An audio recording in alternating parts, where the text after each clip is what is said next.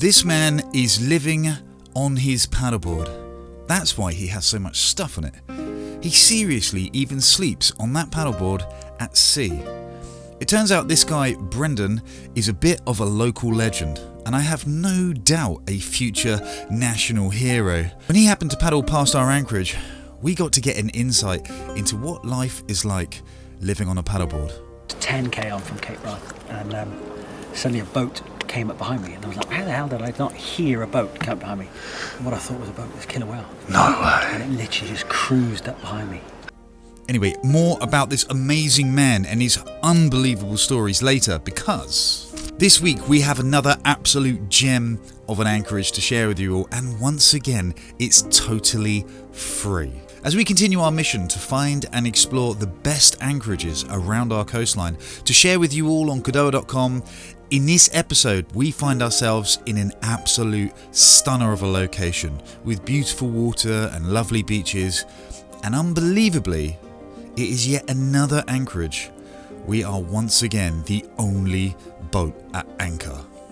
This spot is also loaded with hidden treasures, from the underwater world to some super secluded, rugged and wild beaches, which again look completely empty. Offering sailors amazing protection from southwesterly winds, let us share with you how our adventure unfolded in this stunning Great British anchorage. Now, the morning for me starts at about 6:30 AM, and the first order of the day is to flip the kettle on, before heading up on deck to make sure the solar panels are facing the direction of the sun, or at least will be when the sun eventually comes out. Okay, back to the coffee. Thanks to my Dicky Ticker diagnosis last week, I've been relegated to decaf coffee, which I'm not going to lie, just isn't the same. Anyway, needs must. I get some work done whilst I drink my coffee, and to further help my heart, I'm going to be using Carly's electric hooker rather than freediving today. Eventually, the morning sun begins to shine, and while Carly is very much still asleep, I take myself off on my first adventure of the day. Wish me luck, matey.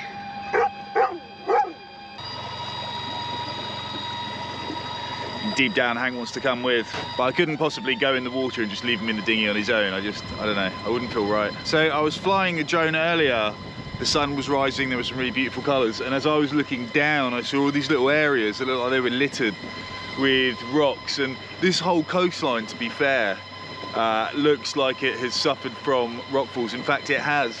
There's some really interesting ground behind me, almost looks like a red kind of clayey ground, which is quite typical of Devon, really.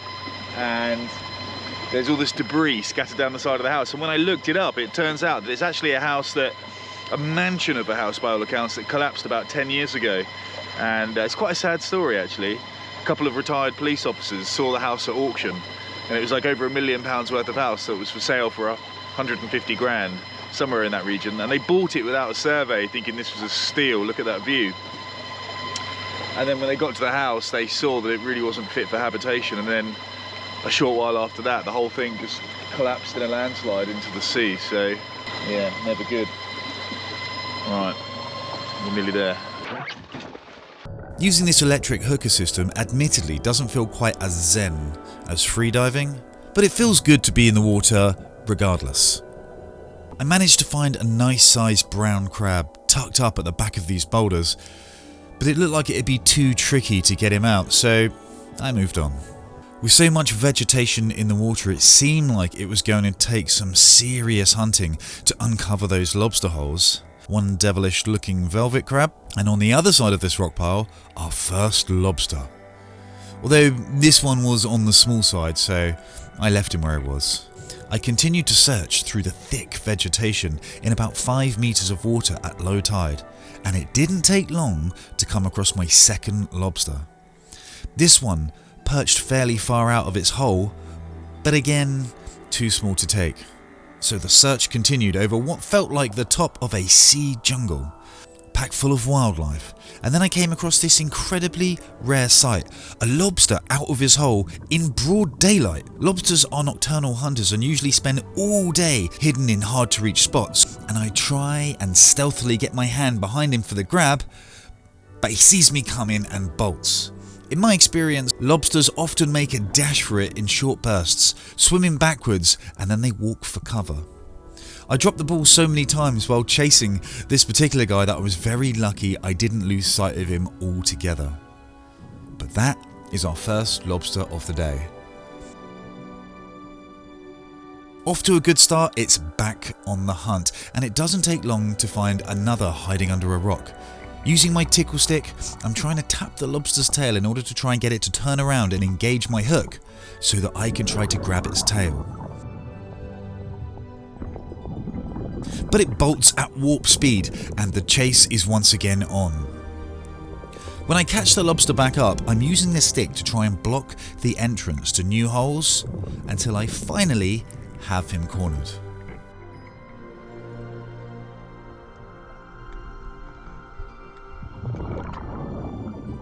And given that I've only used about 50% of my hooker's battery, I thought I'd keep exploring and see what else I could find. And sure enough, I spot another lobster tail.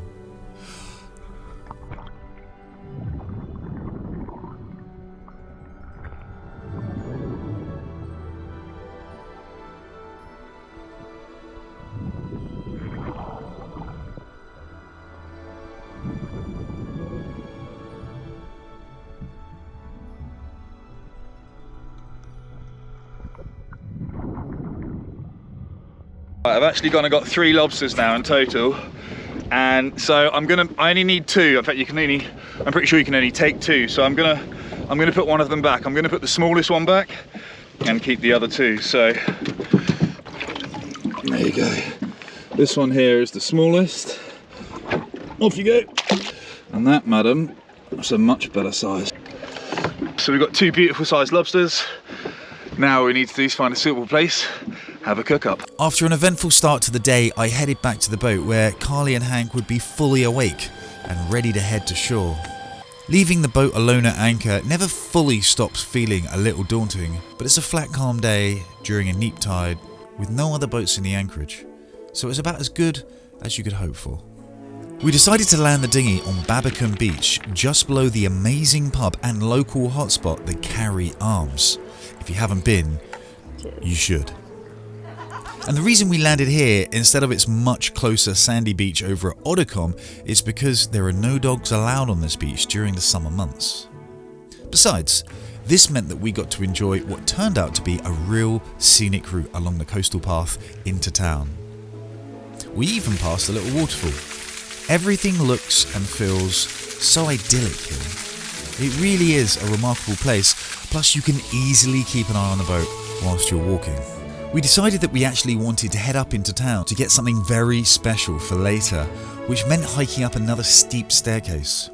Although if you don't fancy such a hike yourself, and you still want to head into town for supplies, then Babbacombe has a cliff train dating back to 1926, which makes very light work of the journey up. It feels strange that my grandparents wouldn't have even been born yet the day that this train was first opened, and yet they lived through World War II. That's insane. Anyway, Babbacombe itself is a really pretty town with lots of options for supplies, although we were here for something very specific to go with our lobster, after which we excitedly headed back to Godowa, where we would load the dinghy with supplies before heading off to yet another magical offering that this anchorage has in store.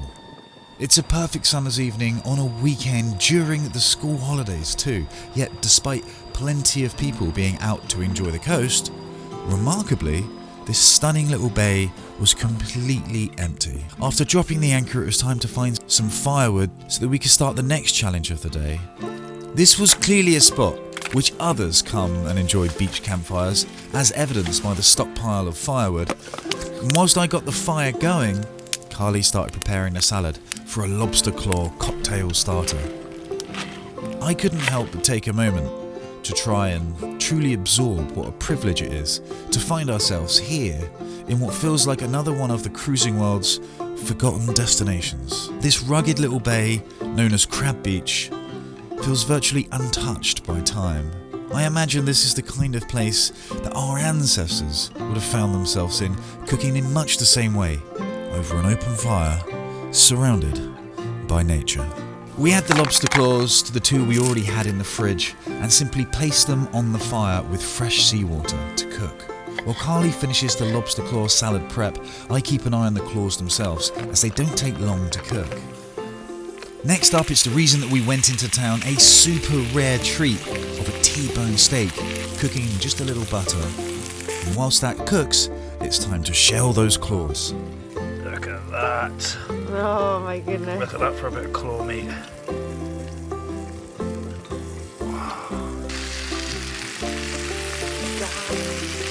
Garlic, some herbs. Some weird accents.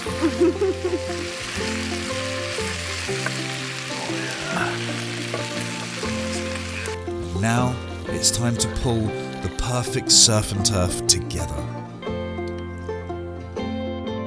Little touch of chili. Oh my goodness. Lobster claw salad looks amazing. As the sun starts to go down, we're reminded again just how lucky we are to have such places on our doorstep. Mother Nature at her finest. Oh guys, look at that. How juicy does that look? How good does that look?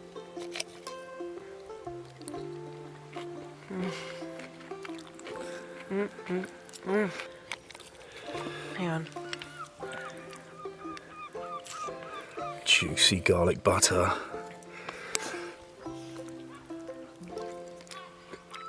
Have you ever eaten T-bone steak before? He's eyeing up my lobster, but you don't like lobster. He definitely looks like he wants to though. Do you want some of this? Come on then. Oh yeah, you love it. There you go, a little bit of T-bone. There you go, hey. Alright. You're looking a bit skinny, that's all. You're missing out. Alright, I'm going to jump into this before it gets cold, otherwise I'll be sad if it's cold. A lot of work's gone into that. But this anchorage, what a cracking couple of days. We've got the whole place to ourselves. We're the only people anchored here, which is just mind-blowing. But I love it. That's part of the reason we love sailing around the UK, because you've got these amazing, beautiful, stunning anchorages that have got seafood everywhere, beautiful walks, beautiful views. No one's here. No one's here. We've got the whole place to ourselves. Anyway, I hope you enjoyed coming along for the ride. We'll update cadell.com, the anchorages page. Go check it out. Link in the description. And we'll see you next time. And how could I almost forget about this legend, Brendan, living on his paddleboard. This guy is by far the most interesting part of our entire time in this anchorage, and he swung by to give us a little bit of an insight into what it's like living on a paddleboard. People that know me will realise I'm always searching for the next adventure on a paddleboard, because that's how I get all my publicity for water safety. It's not necessarily the people that drown, it's the families that it affects that you see that make it life-changing. And I made a vow to myself on the last one that I saw that I need to do as much as I can to sort this out. Yeah. So that became a life mission. A seal jumped on my board at 1 in the morning. No way. And properly jumped on by my Joined you. and kind of gave me a look of, you haven't seen me. And then tried to shimmy on. I was like, get out! And truth be told, Brendan deserves so much more than a little slot at the end of our video. And so we're going to link to his charity, all of his social, his mission, everything in the description box below. You can find that here. And if you want to watch the full conversation that we have with Brendan, and he has some amazing stories, he's been some brilliant adventures, then make sure to watch this video here.